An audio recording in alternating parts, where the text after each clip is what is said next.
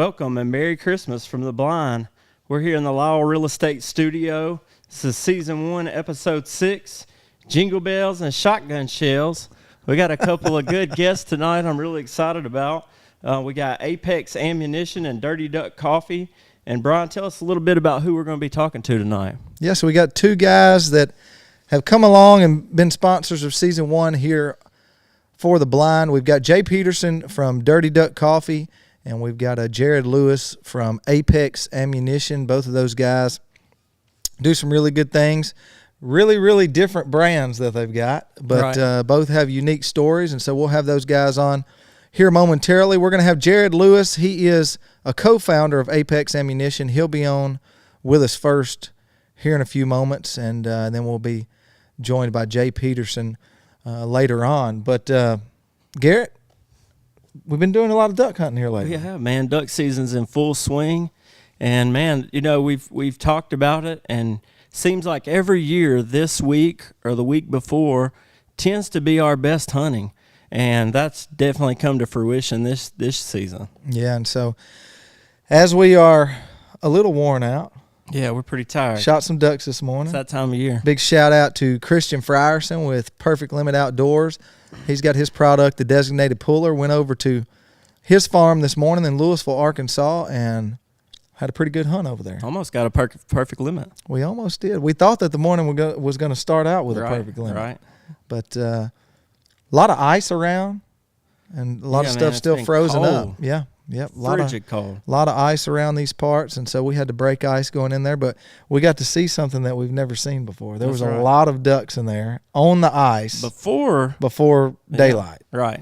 Yeah, it was insane. It's something I've never seen, is that many ducks in a hole before you ever get to start hunting, really. Yeah, that's right. And so, well, we're about 5 minutes away from our first guest, Jared Lewis, again with Apex Ammunition, and then we'll have Jay Peterson on from Dirty Duck Coffee. We've got some Dirty Duck Coffee on our table tonight. We've got their medium roast, the morning wood, and then we've also got their French roast on here. Go over to dirtyduckcoffee.com and check out all of their coffee blends.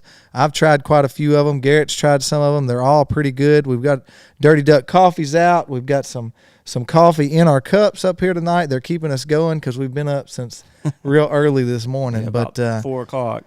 But we appreciate all of our sponsors, and as Garrett mentioned, we are on the Lyle Real Estate Studio, and this is our Christmas edition of Live from the Blind. We did not come in on the 25th. We're letting everybody have some Christmas time, but we're coming in a couple days later, and so we had to stick our little Christmas hat on the Lyle Real Estate logo there. Yeah, between the hunting and doing the show and everything, I think our wives appreciated us taking a break for Christmas. That's right. That's right. And so we got Cam back there working all of the lights and the microphones, and you see us with headsets on tonight. Tonight's show is going to be just a little different than normal. Since it is the holiday season, we did not want to drag someone down here to the studio, get them away from their family or from their hunting, because we know everybody's out hunting right now. So we are going to have the show tonight done through phone call interviews. So we do have our old handy dandy Shure headsets on, and I feel like I got my hearing protection on. Yeah, I think we need some. We might, with Apex coming on, we might need hearing protection. That's right. But we're going to have some phone calls with them here in just a minute. But a big shout out to all of our sponsors here on The Blind for making Season 1, making it possible. Yeah. I mean, we couldn't do this without all of our sponsors. You can see them throughout the episode on the screen in both corners. We'll have logos from all of our sponsors up there. And so before we take a short break and come back with our first guest, we do want to have a big shout out to Texarkana Game Day and Game Day Outdoors for helping us along with this Season 1. And we appreciate them for being a good sponsor of The Blind. And so we are just a couple moments away from being joined by one of Apex's owners, Jared Lewis. And Garrett, we're going to take a short break, and when we come back, we'll give Jared a call, and we'll have our first guest of the night. Sounds good.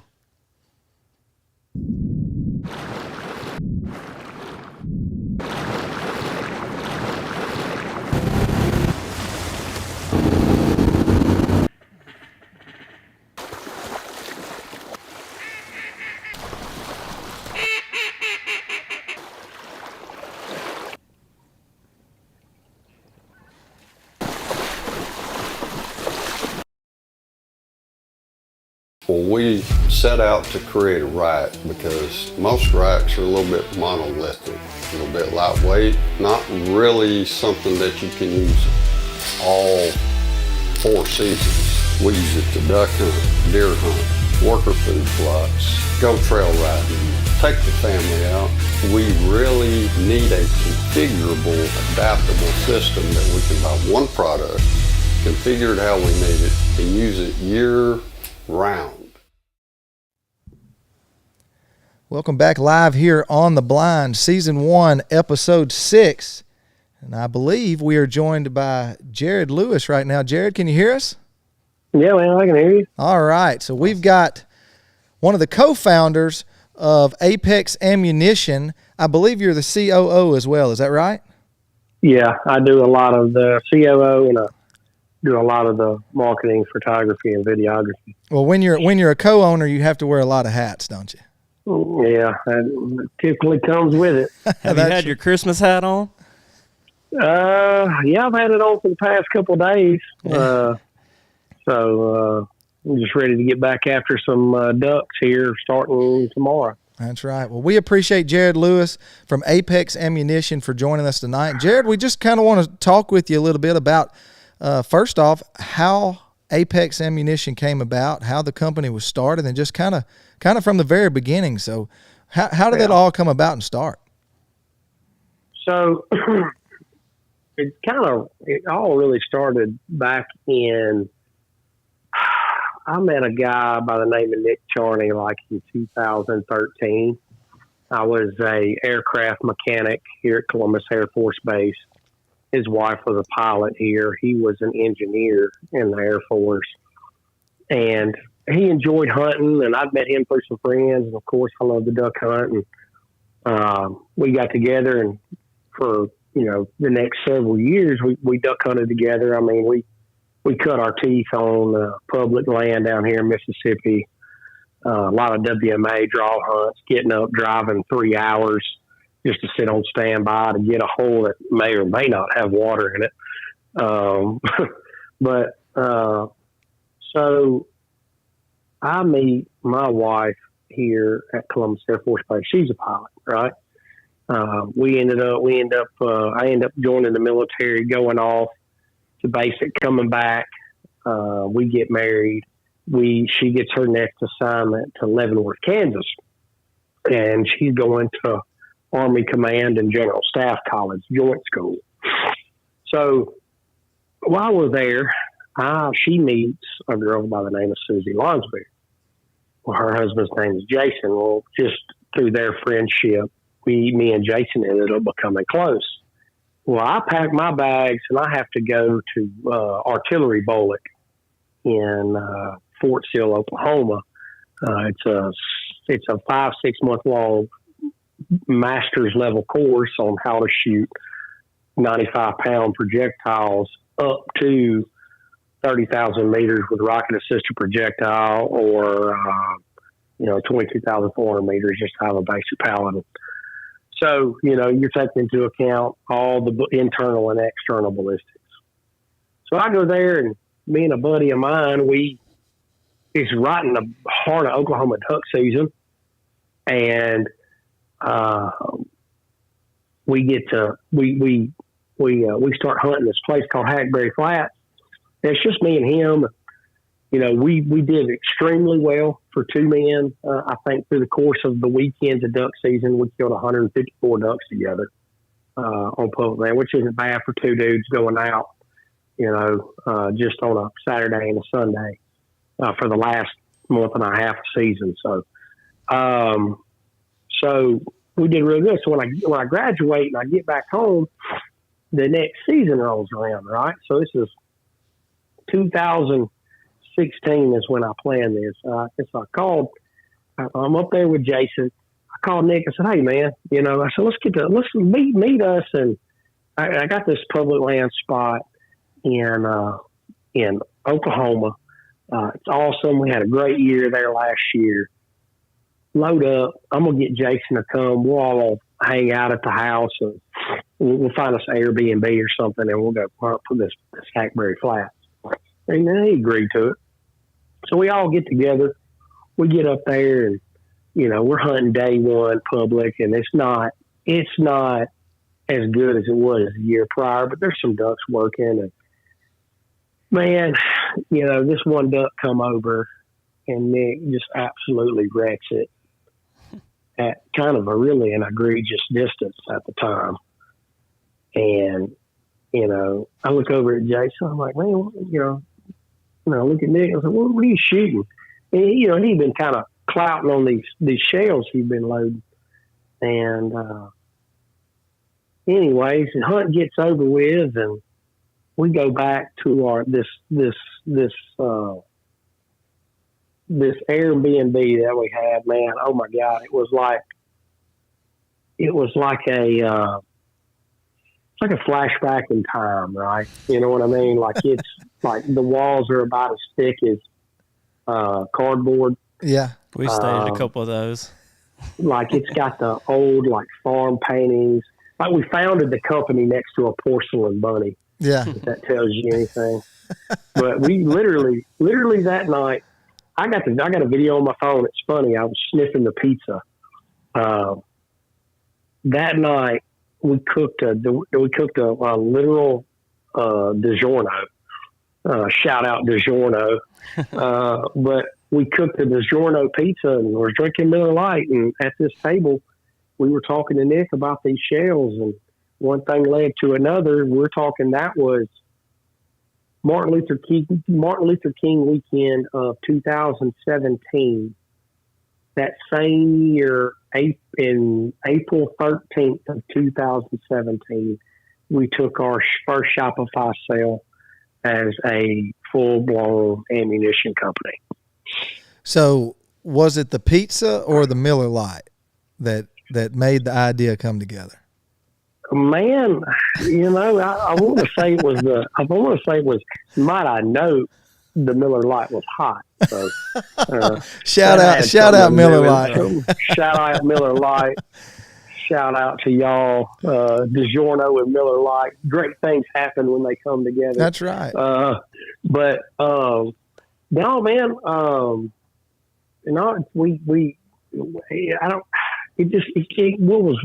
What was so wild about it was, so how this kind of transpired is, so my other partner, Jason, right? So first off, let me clear the air on this. All three of our wives are Air Force pilots. Okay. That's kind of how we all ended up meeting, right? Me and Nick were in the service. Jason was not in the service. And, that's just, so any kind of credit there, because how we all met, it was because of our wives. But, no, man, I met Jason. Jason had owned a couple of gyms. He had his own nutrition business. I think he had like 2 or 3 gyms at the time. And then he had his own nutrition business, and he was very savvy and, just kind of, he loved, because he had to have that, because moving around when you're married to a military spouse, you have to move every 3 years. So you really can't ever really hold anything steady unless you've got a job that lets you move satellite. And man, Jason been cutting his teeth, in his early 20s. He would go to a place with, he'd start a gym. He'd be successful, right? And then he'd put management in place. He'd move to the next state and he'd do that. And I'd been talking to him back and forth because I was starting to become in the same predicament. At that time, I went from being an aircraft mechanic to installing DirecTV. And let me tell you something, buddy. There's nothing in this world that'll make you want to be your own boss than installing DirecTV. I would imagine. For every one good house you've ever been in, there's about another 10 bad ones. I would imagine. Right? Well, hey, Jared, from Brian and I wanted to make sure that we tell you and I guess your whole family, all of your wives and everyone, thank you for your service. And I can't think of a better story and a way to start an ammunition company than a bunch of military personnel. And that's just pretty cool how y'all set up everything. And Brian and I, we've got an opportunity to be shooting your shells this year.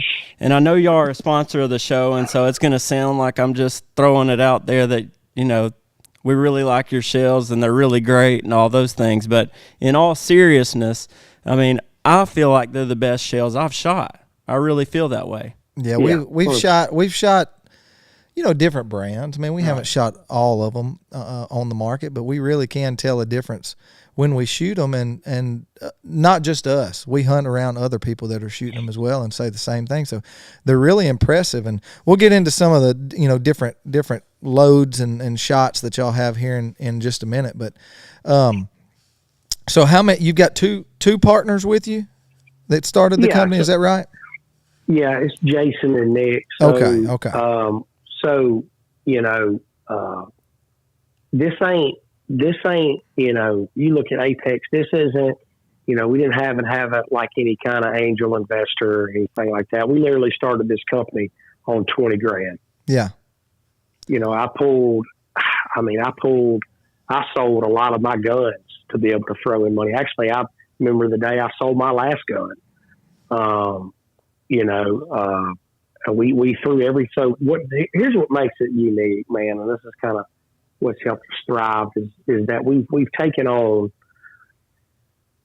any kind of obstacle, right? Because, we're smart dudes, but sometimes I'll say you're just dumb enough to do something you don't know what you're stepping into. You know what I mean? Right. But you barrel through it anyways, right? And all the obstacles we faced from, the day that we hit, the day we found the idea to April 13th of 2017, all the obstacles in between there, but not only that, just the obstacles after. I mean, like I said, we started it on 20 grand. And then right after we started it, Nick had to deploy to Turkey. Mm.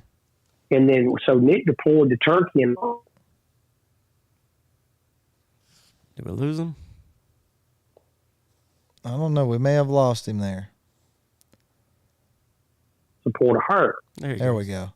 During year 2 of Apex, heck, really not even year 2, just right after the first year, we were operating the company from Nick was in Turkey, I was in Syria, and Jason was in Germany.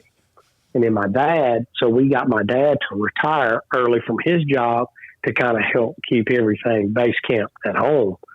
So, I mean, you want to talk about I was in a place, heck, I couldn't even really reach the outside world except through secret email. So, I mean, it was pretty difficult. It wasn't easy, is what you're saying. Oh no, man! And then you piece together, starting a shotgun shell company. That's not, that's just an obstacle in itself. Yeah, you know what I mean. I was just fortunate enough to actually go to a school for internal and external ballistics. And right. Shotgun shells are pretty easy, compared to really what that is. That's on a whole different scale, a lot larger scale. But it kind of the same principles apply. But no, man, it's been a blessing. For the first, I think it was for the first 3 years, we all worked for free. Yeah. Yeah.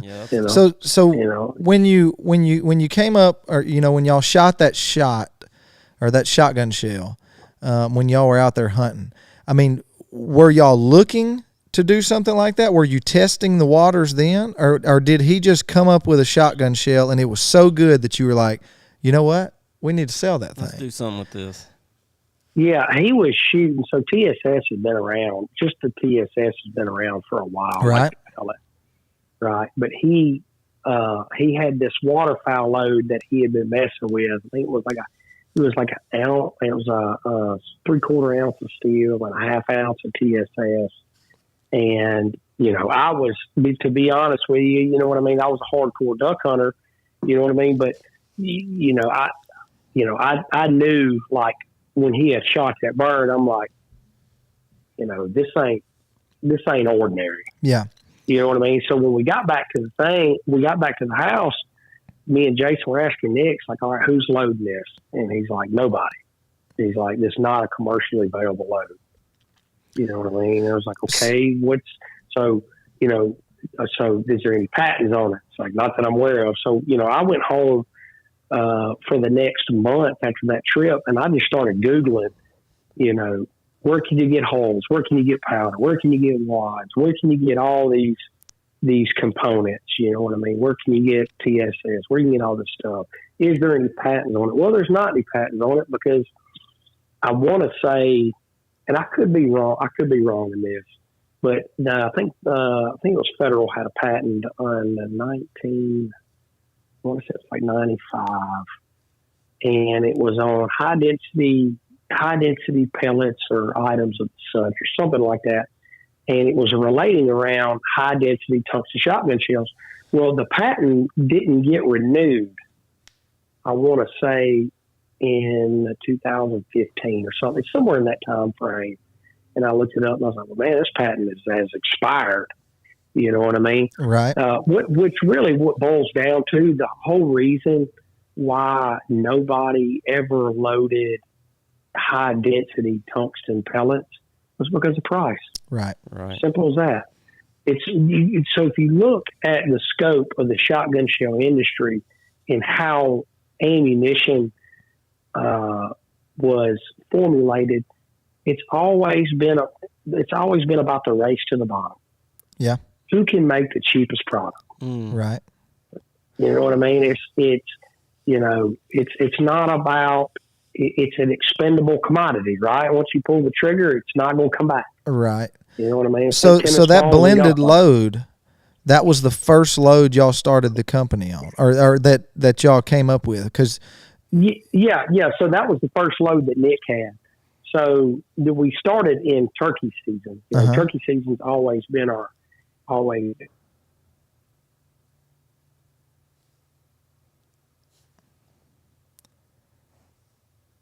Let's give it a second. I think we got him coming back. Falls, Kansas. So there we go. A website called tungstensupershots.com. And this is all stuff that, we found out later on. I found out later on, just through the internet, honestly, is he had tungstensupershots.com.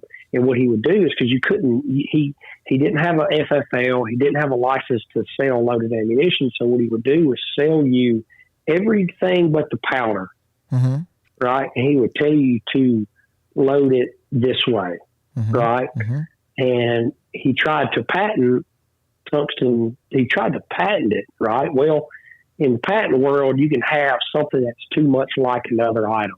So he got a second and final reject on his patent, I want to say in 2008. And you just can't patent it. You can't patent an element. You know what I mean? Like Federal had already had their patent. It was just too much like other things out there.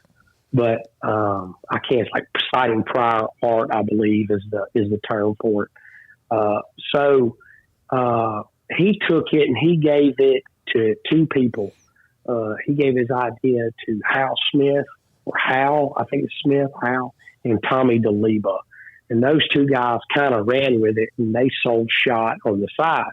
Well, they've been selling shot for 5 years to guys and saying, hey, buy all this stuff. I'll sell you the shot, and in turn, I'll give you the recipe. Well, when we got started in the turkey realm, we elicited Tommy DeLiba's help. And he gave us a lot of stuff to get us started. Obviously, we've perfected a lot of things from then, because there's a lot of things in the reloading community that like one person can do. That we call it cowboying. You know what I mean? And it's kind of like you. So like if I go buy a lot of little gun that's the lot 2204, right? And I go over here and I got a lot of little gun that's 2280. Well, they're two different lots, so their burn rates will be inconsistent of each other, right? So if you're ever riding SAMI specs, which is kind of a guideline towards shotgun shell pressures, velocities, and muzzle velocity variations and things of that nature. If you're riding those pressure lines, 1 grade and a half of powder can make all the difference in the world. So we started figuring out, and dialing these things in over the course of that over the course of that downtime between us starting and the idea and then the starting of the company, trying to dial all these things in. But yeah, Tommy helped us out there in the beginning. Well, I'm pretty excited to try the turkey loads come this spring. Yeah, I try to be pretty avid in turkey hunting, and I try to get Brian to turkey hunt with me, and he hadn't taken it on yet. He's a little bit too scared of snakes. I've been a couple times with him. Went the first time we went. We go out, and the first thing he says is, "I'm so afraid of snakes. Like, if we see a snake, my turkey hunt is over." Sure enough, the turkey hunt ended up turning into a snake hunt. We killed a big rattlesnake, and the hunt was over. But I'm pretty excited to get into those turkeys this year with some Apex ammunition. Yeah, man.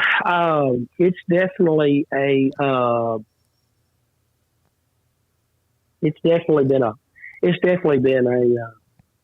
a heck of a ride with it. The turkey ammunition is kind of our bread and butter. I'm sure y'all want to talk a little bit about the pellets and what makes them different, right?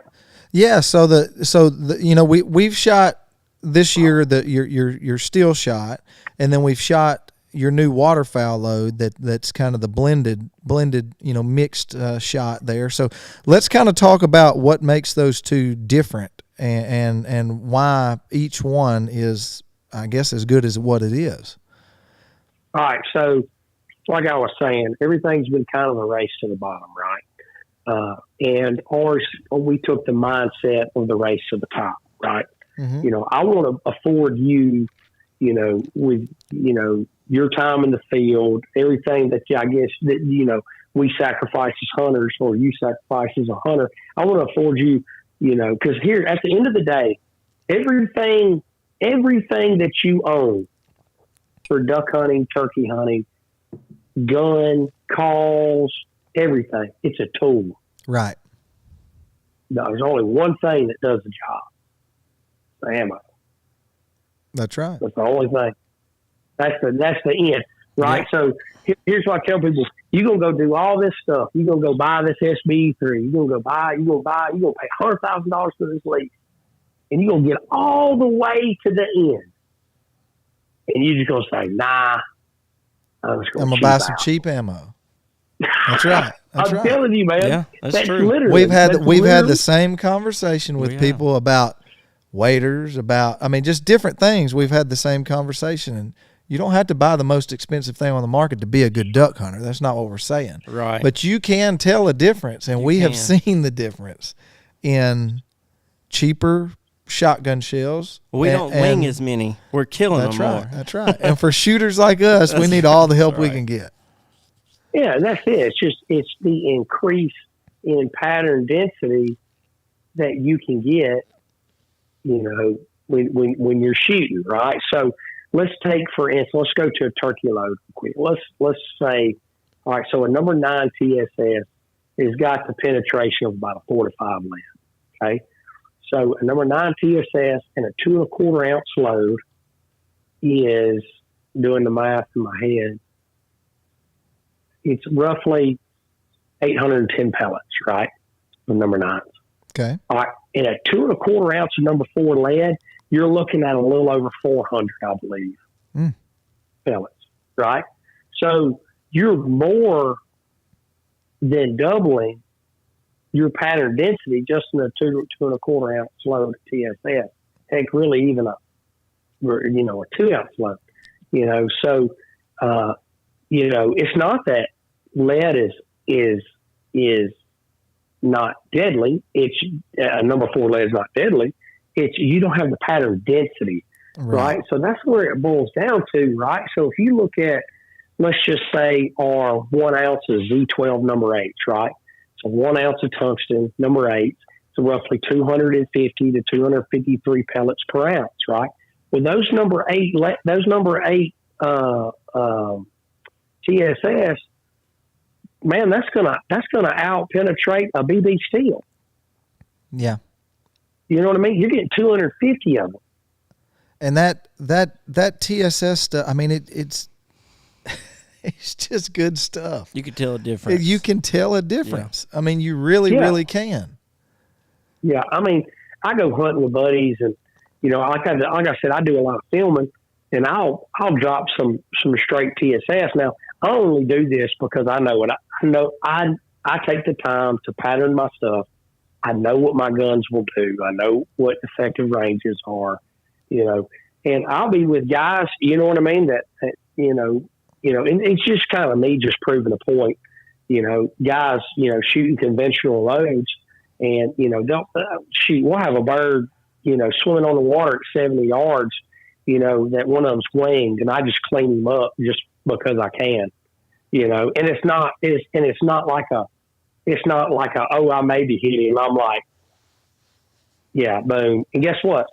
The dog spends less time chasing the bird. You know what I mean? We spend more time physically hunting, and that's what I equate it to, right? There's nothing more in this world more valuable than time. That's right. Right? The time that you got, whether it be with family, whether it be hunting, whether it be anything, it's time. Every second goes by, we don't get back, right? And when you are shooting on, especially like in the TSS, the blends or the straight TSS, you're going to find that you're going to spend more time hunting, right? And less time, ringing out 3 shots, grabbing you a handful of shells, and then walking. Or your dog's running, 300 yards through the woods chasing a bird, and you got birds working, you know what I mean? You're trying to make things happen, and you got to go over here trying to work his dog, and that's just kind of what that's the most important aspect of that. It's not going out there and taking long shots. It's you know what I mean? It's nothing about that. But it's about you hit on something. Go ahead. It's about dispatching the bird effectively as possible, cleanly as possible, so that you and your buddies can get back to the camaraderie and the time hunting, not running down birds through the woods and field. Yeah. You hit on something just a second ago that I was just having a conversation with someone about the other day, and Garrett and I have talked about it multiple times, is patterning a shotgun. Everybody shoots a rifle before you go out and you deer hunt, or most people do. You don't just pick it up and go out, and you got to make, you want to make sure your scope is on, and you'll shoot different bullets through and see which one you like the best, or shoots the best, or patterns the best. But there's so many people that just rush out and buy a box of shotgun shells and go out and duck or goose hunt or crane hunt or whatever they're going to do with them. And take off to duck hunt and never pattern anything. Here's where I'm going to say this, and I hope everybody's listening. Just because you buy the best shotgun you think is the best shotgun, what you think is the best choke, and what you think is the best ammo, does not mean it's going to pattern. That's right. That's right. And I've seen it. We've seen I mean, I've had, guns to where you can change out the chokes in it with different brands, different, all kinds of different chokes. And every single shot, every single brand is going to shoot different out of it. Right. You got to find what fits you.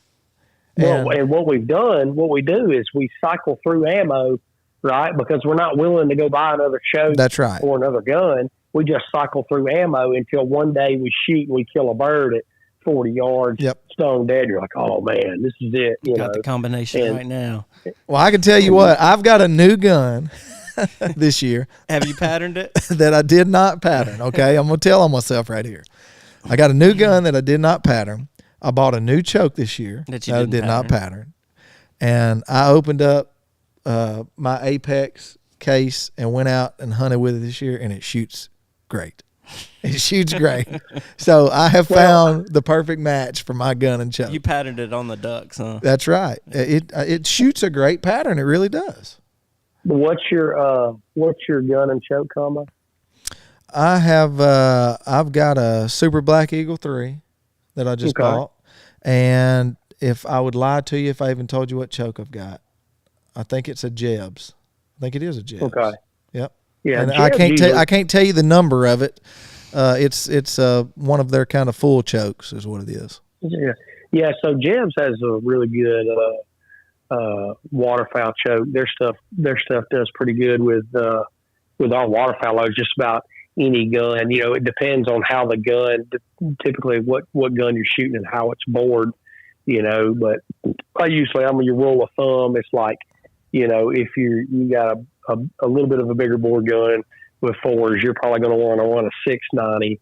If you want an extremely tight pattern, if you're running like a SB3, you'll probably want a 685. And then when you go to twos, you're going to use that same philosophy. You're going to go like a 695, a 690. And then with the BBs, you're going to run, I probably wouldn't even run really a 690. I'd probably keep it more in the 700 range on the constriction. But what combination of shells and choke and everything do you use? All right. Well, so majority of what I use, to be honest with you, is factory chokes, because that's kind of how we designed a lot of these loads, right? We, just right out of the box, with I got an SB3 20 gauge that I literally run their factory mod in it, and it runs like a scalded dog. And then I had a Browning A5 Wicked Wing that I literally just ran a factory full in it, and it ran like a real scalded dog. So that's just kind of how, with the wad system that we use, it's just such a great wad, because you ain't really got to get fancy. You know what I mean? Right. Yeah. Like, it's really, for us, it's about, keeping it quality, but also keeping it simple, right? I'm not going to try to build you, some crazy, I'm trying to make you stuff that makes sense, right? You know what I mean? Like trying to throw marketing gimmicks at you, not trying to, say, hey man, this is snow goose loads, but really and truly it's just BB steel. Mm-hmm. It's like, there's,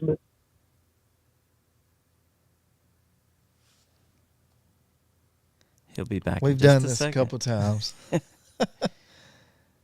Quality, right? So if you go buy, I would challenge you to do this. You go buy a steel load, right? A lot of your conventional steel loads, your cheap steel loads, are just annealed steel, right? So when you cut it open, a lot of them, man, they kind of range in shot size. They got slag on them, right? When you cut open our steel loads, we electrolysis plate our pellets in zinc, right? And there's two reasons behind that. One, it won't rust. The pellets won't rust together. So if you do get, your shotgun shell does get wet or subjugated to moisture or something like that, the pellets aren't going to fuse together through rust, and you're not going to shoot a slug, right? Two, it makes them perfectly round. Right. So our tolerances on our pellets are plus or minus 0.05 inches. Right. So, we don't, it's very extremely, extremely tight. So that zinc plate just makes that pellet perfectly round. Right. And that's just going to be good for flight. You know what I mean? That's one of the biggest portions of having a pellet that's perfectly spherical. It's going to fly a lot better, and it's taking the little things into account, right? Mm-hmm. Just the little minute details in order to give you something that's going to do what we say it's going to do, right? Like I said, it's not about trying to make something for the sake of making something new, unless it's going to take the hunter to the next level or benefit him. It's really about paying attention to the small details, right? Making sure everything is lock and key. Like to vet, we went through a vetting process for our steel suppliers, right? So in order to make sure that our stuff is going to fall into the spec that we need it to, every time. So we take that time and those extra steps in order to make sure that year in and year out, what you're going to get is going to be the best that we can possibly make it. So, well, from both of us shooting your shells, we want to just tell you thank you. We can tell that there has been a science put behind it. We can tell that there has been a lot of thought put behind it. And you guys, again, we haven't shot your turkey shells. We're looking forward to doing that this year. But we have shot your waterfowl loads, the steel and your new blended waterfowl loads, and we suggest that everyone goes out there and buys some. And we just really appreciate you guys for your service and you know, a good American-made, veteran-owned ammunition company, and we just really appreciate everything that you guys are doing, and we appreciate you for being a sponsor of the show.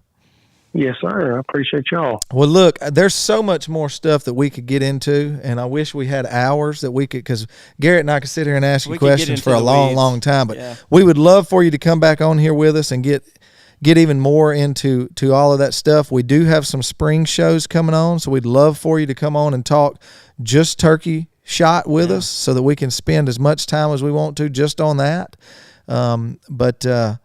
But we'll definitely get back with you and wanna pick your brain again about some stuff. 10-4. Well, I'll be glad to hop on, my friend. Yeah, and so for everybody that wants to go out and order some shells, how's the best way for them to order them from y'all?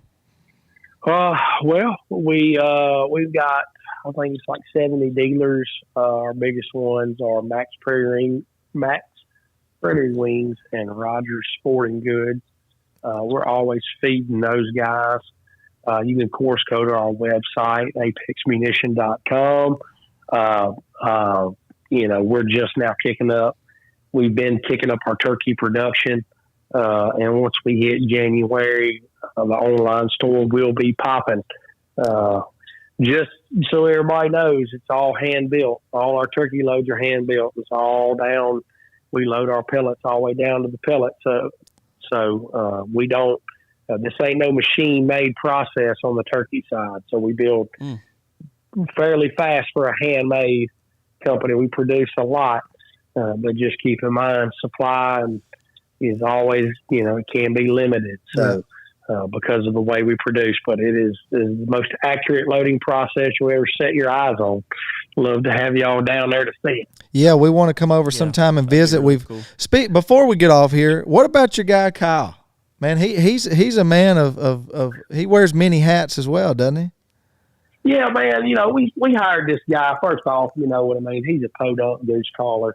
You know what I mean. I hope he's listening. Right? He's a podunk goose caller. I mean, the boy couldn't shoot his way out of a wet paper sack. Even with, I mean, you know, we hired him. We hired him for marketing, but he's even subpar at that. You know? Does he do any marketing, or does he just stay going doing goose calling contests all the time? No, man, he's good, man. Kyle's been a blessing to us. Man, we've really enjoyed having him on the team. Such a you know, you just meet people in life who are just wholesome, genuinely nice folks. Yeah. And that's exactly who he is. And he was a great fit for the team. We're working on his dryness, though. He's very dry. Hey, I love chatting with him. Shake him up.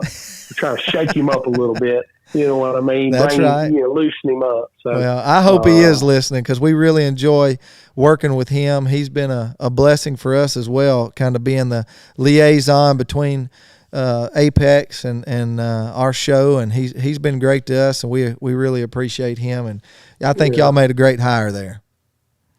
Oh yeah, 100%, man. Awesome dude.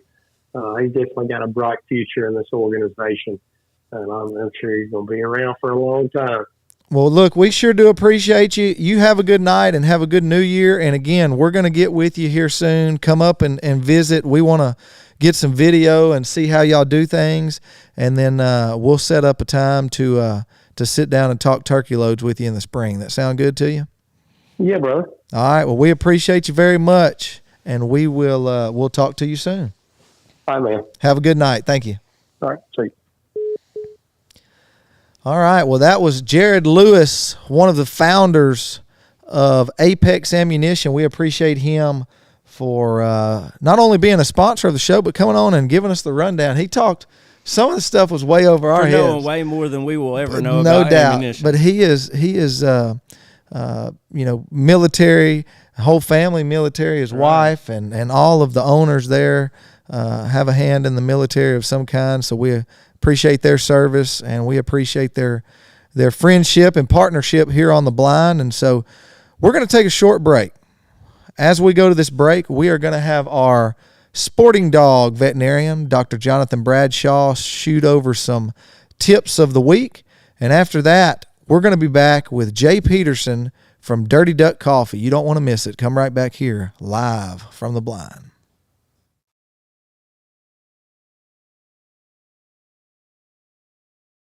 All right, so going to talk a little bit about vaccines and what vaccines are appropriate for your duck dog.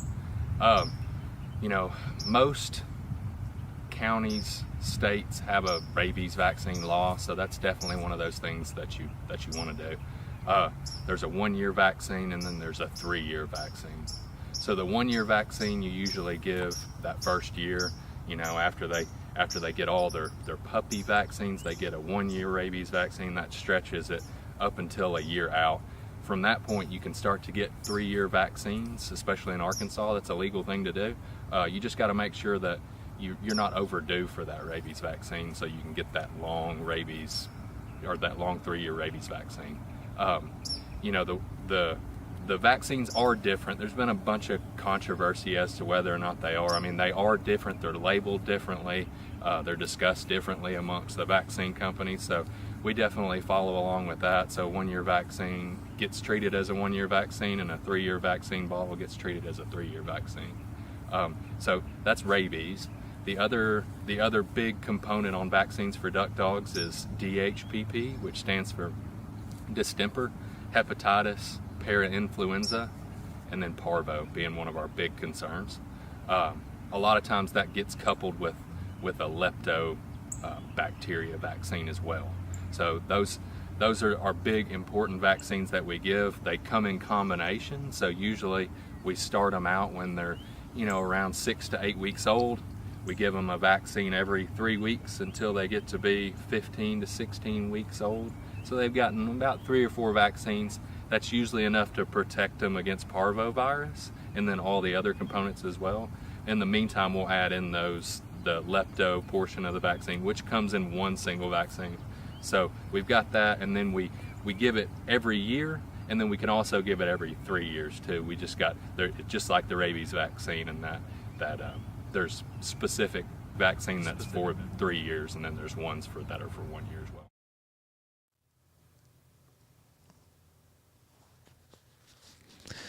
All right, we're back here live on The Blind, episode 6.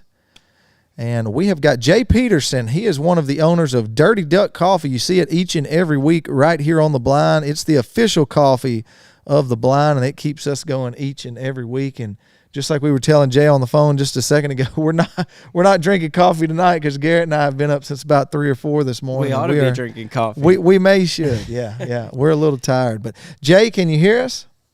I can hear you loud and clear. All right. Well, we got your picture popped up on the screen right here. And again, he is one of the co-owners of Dirty Duck Coffee. And so we sure do appreciate you taking the time to chat with us tonight and for being a sponsor on The Blind for season 1. Hey, it's our pleasure, man. We love being associated with good folks. Well, we sure do appreciate it. And it keeps us pumped up and spunky throughout this first season so far. We're just 6 episodes in, but we sure do appreciate it. And I got my Dirty Duck hat on. You do, man. Tonight. That's a good looking hat. I know. I got this orange hat. Jay said he was sending this orange one to me, and he said, "Can you wear orange down there?" He said, one of these, what do they call these things? A rope hat, an orange rope hat. I don't know if you ought to be wearing that color. That's kind of like a Texas Longhorns type. No. That's what I was thinking, man. I was like, is that taboo in your neck of the woods to get the Texas orange? There's a lot of Longhorn fans around. I think this is more of a volunteer color, maybe. I don't know, but either way, it's bad. I'll go Tennessee over Texas any day. But yeah, that's right. That's right. But well, Jay, look, start off and tell us kind of a little bit about how all of this started. I'm curious, just as well as everybody listening and watching. How do you start a coffee company? A coffee company. Well, it starts with this crippling addiction that I think all of us have, which is waterfowl hunting. Yeah. So, I got duck hunting. My stepdad, he started taking me out when I was 5, and I fell in love with it instantly, and so it just became basically a part of my life every fall. And then of course spilling over into the spring and summer, getting ready for the season and doing all the work to get ready. And so, I mean, that's where it started for me. As far as Dirty Duck goes, it started with a friendship. Buck, who's the other owner of Dirty Duck Coffee, he and I grew up in the same area around Kansas City, Missouri, and so he had always done the upland upland hunting, and I'd done the waterfowl. And when we met in high school, became good buddies on the football team, he hadn't never really done the waterfowl thing, and so I did what every good friend would do and say, hey, why don't you come and check out the waterfowl side of hunting? And he fell in love instantly and got hooked. So we hunted during high school, and then we went to community college freshman year, and basically every weekend we were up there. We basically skipped class on Fridays and was up there Thursday through Sunday and grilling out and doing the duck camp thing. My place was just about 20 minutes outside of Kansas City, which is perfect, and so we could get to class if we needed to or didn't need to, and do the waterfowl season together. And so after that we parted ways, and he went to play football at Missouri Western, which is in St. Joseph, Missouri, North Kansas City, about 45 minutes.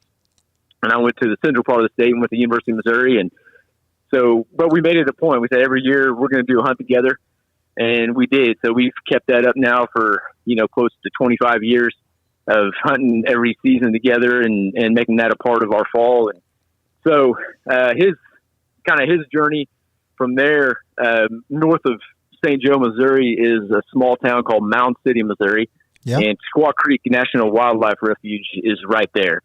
So it's a huge area, big waterfowl concentration area, a lot of duck clubs and hunters in that part of the state in Northwest Missouri. And so he met some guys that lived up in that area, and they took him out. So he was hunting their fields and hunting their duck blinds, and then he got a lease, and one thing led to another. He started renting out a downtown building during duck season instead of doing the motel thing. And so when he was off and up there for the season, he would rent out this place, and they called it the Musty Duck. So the Musty Duck is actually now condemned. It fell apart. So, but 3 doors down, one of the buildings became available for sale, and it was actually a bar back in the day. So it's got like a main, when you walk in off the main street, it's got big, tall, 20-foot ceilings, and then there's a loft above it. If you go around back and up the stairs, it's got basically an apartment. And so he bought that building, and it was, run down and floorboards falling apart. And one of the guys walked in one day that was helping him to start doing the renovation on it. And they said, what are you going to name this one? The Dirty Duck? And so it just kind of stuck. And so the building is actually named the Dirty Duck, and it's his personal honky-tonk / lodge. And it's where whenever he's up from Texas, because he lives down in Texas, he's been there for about 20 years for his business. And so it's just his place to get away and hang out and have a place to go out and hunt from there. And so he's been up there ever since college, basically. And he bought that building in 2007 and nicknamed it the Dirty Duck. And then a couple of years ago, he started just kind of doing some hats and hoodies with the logo that he had made. And that's the logo that we have now, and just kind of for fun.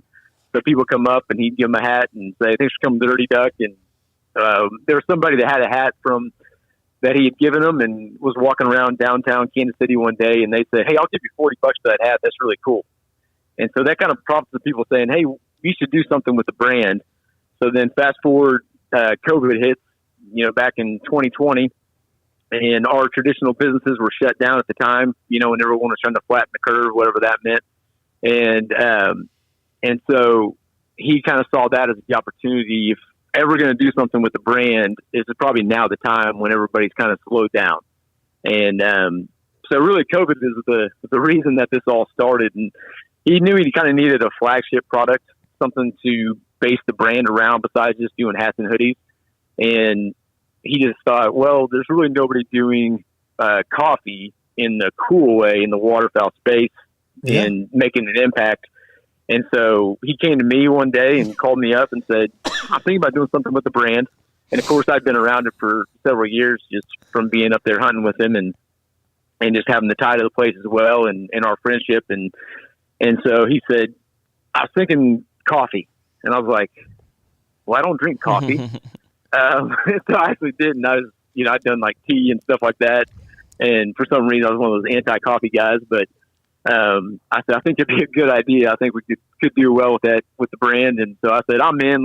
Let's roll. Let's figure this out. And so we just kind of went to work, just the way that we've done with our traditional businesses, and just put our heads down and started brainstorming ideas for names for coffee bags and, the blends and all that good stuff. And then a few months later, we were able to roll it out completely, and we haven't really let off the gas ever since. And it's been kind of a whirlwind, but in a really good way. And we've really loved the way the industry has embraced our brand, and we feel like it's very well received from everybody, and everybody loves the coffee. Everybody loves the gear that goes along with it. And it's kind of fun just rolling out new, different product ideas and designs and things like that along the way. I've never really been a big coffee drinker until this year. For some reason, I've developed a taste. I don't know if it's the Dirty Duck coffee or what it is, but all of a sudden, I'm like loving coffee this year. Yeah, I always had to fight with him, Jay, to try to drink coffee. He's a hot chocolate in his thermos kind of guy. Yeah. Coffee now, though. Yeah, and that's kind of the way I was too. I think, I don't know, maybe it's just getting older. You kind of shift away from the sweet stuff more into the bitter flavors, and like survival. I like whiskey now more. I think it's when you have kids. Drinks. Your life gets And richer, and so does your you taste. have kids and get married, and so it's kind of survival. You got to find what you could get. If you drink Red Bull all the time, you'd have a heart attack. downhill. I mean, you can drink coffee Yeah, and it'll be exactly. safe for you. So, but no, we love all the brands. We've gotten to try them, and how many I say brands, all of the roast, different roast. How many do you have now? How many roasts do you have? Now, I think we're up to 9, I believe. I don't think I've tried all 9. I think I've tried maybe 5 or 6. So I need to work on that. But I do enjoy them. I haven't found one yet that I don't like. That's saying Yeah. But I like most coffee anyway. So, but it is good. Well, that's good.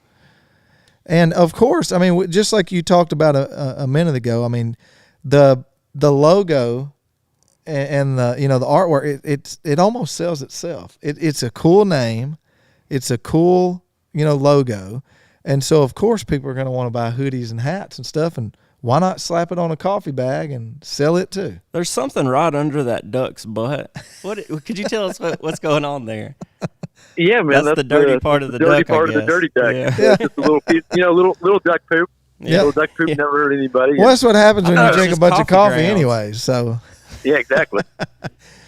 Well, man, y'all got an interesting story, and so, man, I love to see y'all at, we talked with y'all at one of the expos. I think it may have been the Delta Expo in Little Rock, and y'all got a really cool setup. Garrett and I have actually talked about trying to do some expos with our show over the next couple years, and we've actually talked about y'all's setup a couple times, just the way that y'all do everything, and you give out coffee too. It catches your eye. You can come by and They get catch some your eye coffee. when you walk by. And the smell. Yeah, and the smell. Yeah, it smells good, That's right. I don't know anyone. Speaking of, I'm gonna throw you a little idea here. While we've got you on the phone, tell me what you think about this. Sure. Everyone loves the smell of coffee, right? Yep. Okay. Why do people not make coffee candles? Why does That's a good point. Starbucks? I mean, and I don't want to bring Starbucks into this because you're a coffee company, but I mean, someone like them, the McDonald's of the coffee world. Why have they not made? I think they're waiting on you to do that. Is that your? We may next? need to. The first candle. As long as it The doesn't blind. smell like a dirty duck. It's the blind. As It's long the as blind. it smells like coffee and not Yeah. a dirty duck. But yeah, I mean, everybody loves the smell of coffee. I would burn them. I would love for my office or my That's an house to idea. smell like coffee. But nonetheless, Well, one of the things I think is really interesting, and that's shared across a lot of the companies that we've talked to so far, and I would say that Brian and I kind of share the same thing, is it's a lot of these companies started from a couple hunting buddies, you know, a couple of guys that were hunting together and tossing ideas around, or maybe something they had a background in, just like Apex. They had a background in military and ammunition and those kind of things, and I just think that's been something that's kind of been a theme throughout all the people that we've talked to, and something that I think is pretty neat. Yeah, Yes. and I think that's kind of what draws a lot of people to the waterfowl industry too. It's relational. Yeah. You know, you're sitting around in the blind, and it's conversation. It's solving all the world's problems. You know, good, bad, and indifferent. I just remember growing up and sitting there. You know, my stepdad and his hunting partner, and my brothers, and you know, different friends along the way, that we'd all be sitting there, and you share life together. So you hear about good things happening in your life, and you hear about things that may be a little harder, a little sadder to go through, but you just go through that all through every season that you have. And I don't know, this is that camaraderie and that common goal, but it's about being together. And I think that's what kind of draws people to it. Well, and your story's kind of like mine. You know, you took your buddy hunting, duck hunting, and now you guys are kind of stuck together doing this coffee thing. And I took my buddy duck hunting, and now I'm stuck with him sitting beside me on Tuesday night filming a show. And we So- live two doors down from each other. So. You take people duck hunting, and if you kill ducks and they enjoy it, you can't get rid of them. You're stuck with them. You don't want to get rid of me. But no, man, I agree with that. I mean, that's one good thing about duck hunting that I think's a little different than a lot of other hunting. You know, deer hunting, you don't get that. Mostly by yourself. Turkey hunting, I mean, I guess you can, but Yeah. you know, it's duck hunting is something that it's a lot of it is about the camaraderie. Yeah. I mean, you're in a blind together. You spend a lot of time doing a lot of different things, not just sitting there together, and it really builds bonds. And just like this, I mean, you guys went into business together, and just like almost every other brand of Right. way away from the coffee market that we've had on the show, I mean, that's pretty much how most of them have started. Exactly. And so so let's ask you this: you weren't a coffee drinker. I guess you at least drink a little coffee now. Which one's your favorite roast or your blend? Man, that's always a tough question. We get that asked that quite a bit, and I always say it's the next bag. Yeah. Because there's really not one that isn't good. It's Mm-hmm. more of kind of what do you feel like for that day? Right. Do you feel like something a little bit lighter? Do you feel like the darker, richer, bolder? You want something flavored, so you go towards a Snickerdoodle Missouri boat ride. Yep. So it kind of depends on how you're feeling and what you're about. I tend to be a little more medium to dark on the roast. If I'm doing it day in and day out, I'm going to lean towards those. But really, we don't have a bad flavor of coffee, and that's what we love. Is we've had so many people, they're like, "Oh, I just like black coffee. I don't want any flavor in it," and then they try the Snickerdoodle, Right. and they're like, "Wow, that's really good." I was fixing Yeah. to say Or they that. I tried saw to- that one on the website, and I've I've never actually turned tried. down a Snickerdoodle cookie. So. Well, I don't think it was a Snickerdoodle. There's you've got another flavored roast, don't you? That's the Missouri boat ride. Okay, So it's maybe pecan, that's the one. praline, and Yeah, and yeah, coconut. yeah. That's the one. And it's not heavy on coconut, That's the one. so it's kind of a good mix, and it's fantastic. So you can't really go wrong with any of them. It just kind of feels like, what do you feel like drinking that day? And I haven't really had anybody come back and say, I don't really particularly care for this coffee. Well, It's more of, I like this one better than this one.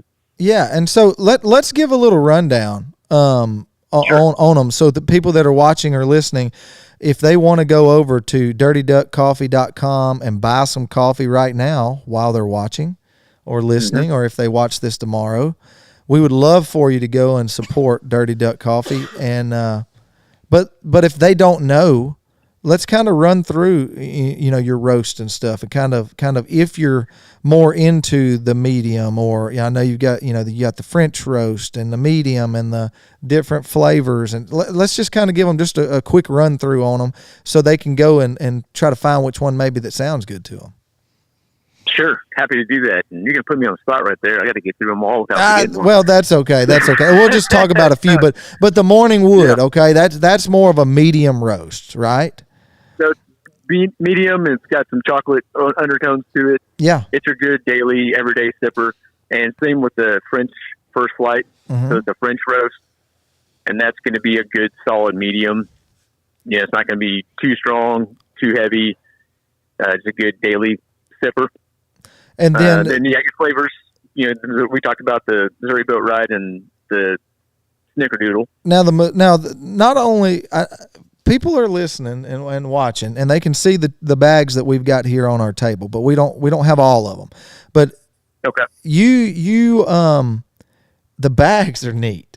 They're not your normal just coffee ground bags or whatnot. I mean, they tell you on the back of them kind of how the roast is, how strong or light they are. But I mean, each one of them has a design, and they're pretty neat designs. So let's talk about that Missouri Boat Ride. Who's on the front of that one? That's somebody that might resemble a outlaw that was in a Western movie. It's a close caricature of it. Right, but not exactly him. Not exactly so, him. Yeah. But it takes us back to our roots, and it really goes back to the musty duck, really, and putting on the Western. You go back after a morning hunt and you get a little food in your belly and taking a nap, but we'd always have the Westerns on and VHS tapes back in the day. And Outlaw Josie Wales was one of the staples that would always be on. And so we just love that it's got ties to Missouri and this area. And so we wanted to kind of go back to our roots. And so we said, hey, let's try to do something along those lines for the bag. That's right. We got some great people that help us out with those designs, and they did a great job doing it. And it's been a fan favorite. Yeah, they all look really cool. Well, hey, we've kind of covered the coffee, and I know that's why we're here. But I want to talk a little bit about the duck. So, have y'all been duck hunting in Missouri? Sure. How's that been? We had a real good November, and we had a real kind of bang about 12 to 14 days where we got on them pretty hot and heavy, and had a lot of great, really dry field hunts, more than water. I think I've only put my waders on once. So we did a lot of dry field hunting, and they just really seemed to want to be in there. And so we got into them pretty good there in November. And then we had a dry spell there where it got warm again. And then it just seemed like they just got stale, and we just had the same birds that stayed for about 3 weeks. And then in classic fashion, about a week and a half ago, we just got a massive amount of just cold temps where they got below zero in December, which is rare. So we got more of like your mid to late January, early February type weather, and got some sleet and snow and all that here. So it kind of locked us up, and they just kind of either disappeared or just didn't really seem to want to work. So it's been a slow last few weeks, and December just wasn't that great, but we had a good November, and it was better than last year, so we can't complain. We've definitely gotten the guns out and knocked down some birds. Well, that's awesome. We hope that the cold weather stays all around here. We're happy that we've got some cold weather down here. It hasn't been this cold in December in a long time. The warming pattern's coming this week, though. Yeah, it's 70s. Yeah, a couple days from now, coming. So I'm afraid, but we've been hunting quite a bit, trying to take advantage of this cold weather. So glad to know that y'all are doing well up there as well. But look, Jay, we appreciate you for coming, man. Before we get off of here, what is coming up for Dirty Duck Coffee? I know you guys are going to be around doing a couple different things. What's coming up for y'all? Yeah, Buck's getting me heading out actually to Maryland, Ocean City, Maryland, to hunt with the Pit Boss waterfowl guys. Okay. With JP Albert from Fort Bragg, North Carolina. So it's some guys, some veterans that are going to be hunting with them out there. So they're really looking forward to being out there with a Pit Boss and Jeff. He's going to host Buck and some other guys there. So that'll be fun. So look for that on his. He's really big on his social media. And then we got our show season starting to kick off a little bit. So we like to go to a lot of these different expos. And so the SCI International one in Houston. So Buck and his fiancee Denise will be at that one. And then followed up with the National Wild Turkey Federation in Nashville in mid-February. And then I'll kick off show season myself in March here in Kansas City, the Outdoor Expo. And so that kind of gets us going, and then we'll hit Delta and Ducks and all those good ones during the summertime. Yeah, and so Delta coming back to Little Rock this year. Anybody that they got to go to that last year, it was a good event. It was. And we appreciate or look forward to seeing Dirty Duck there, and we may see you around at another one. We'd really like to make that one in Nashville this year. Mm-hmm. That's a pretty cool one. That's a pretty cool one, I think. So, yeah, we haven't done that one yet, so it'll be exciting to get to that one. Yeah, I hear that's the one you want to be at. That's what I hear. That's what we hear. But we haven't been disappointed by any of them. They've all been good to us, and coffee is an easy situation. Most people aren't not stopping by a coffee booth. So yeah, especially when you're giving out free coffee. Yeah, exactly. Well, man, we sure do appreciate you taking time on your Tuesday night to chat with us. Make sure you tell everybody up there that we said hello. Tell Buck we said hello, and we sure do appreciate you guys for helping us out here on the show and being the official coffee sponsor of The Blind. And, man, go over to dirtyduckcoffee.com. Check out not only their coffee and their coffee cups, their mugs, their tumblers. You guys got all kinds of stuff, hats, hoodies, shirts, all kinds of stuff with their cool logo on it. We love it. We've got some hats. I've got a hoodie at the house. We love y'all stuff, and go over to dirtyduckcoffee.com, check out some apparel, and y'all sell like a variety pack of the coffee, right? We do. It's called The Limit. So if your coffee sucks, it ain't the duck. That's right. That's right. Hey, I forgot about that. I forgot about that. That's pretty good. If your coffee sucks, it's not the duck. So that is it right there. Again, dirtyduckcoffee.com. Jay, we appreciate you for taking time, man, and we will see you pretty soon. We'd love to have you back on and talk again. Hey, anytime. We appreciate you all, and you guys are doing great things, and excited to see how the show grows. Thanks, we appreciate you very much, man. We'll catch you soon. All right, have a good night. Thanks. See you later. I guess that's going to wrap it up for tonight, huh? Yeah, that's Jay Peterson from Dirty Duck Coffee, and we appreciate Apex Ammunition for stopping by earlier. On the bottom of the screen, you can see all of our social media platforms. Well, I say all of them. You see our Facebook. If you go in the search bar and put the @ symbol Live from the Blind, all one big long word, you can find our Facebook page. Always putting stuff on there, and on our Instagram at @theblind_TV. And then also you can see all of our episodes on Facebook or YouTube. On YouTube, it's @theblind_TV. And then recently, we started TikTok. And Garrett, tell us a little bit about the TikTok. He's the TikToker. I just started a little TikTok just to take little clips, little snippets of the show and put it out there for more people to view. How can they find it? Same spot, @theblind_TV on TikTok. All right, so go over to TikTok. It's growing pretty fast. Go like us on all of our social media platforms, because we sure do appreciate you for following us. Go give us a like and share this episode. Season 1, Episode 6. We sure do appreciate you for tuning in. We're going to catch you next time. Before we go, we are going to have our Muddy Wing Retriever tip of the week. And then a special thanks to all of our sponsors. But we're going to see you on Episode 7 in 2 weeks right here, live from the Blind on the Lyle Real Estate Studio. See you in 2023.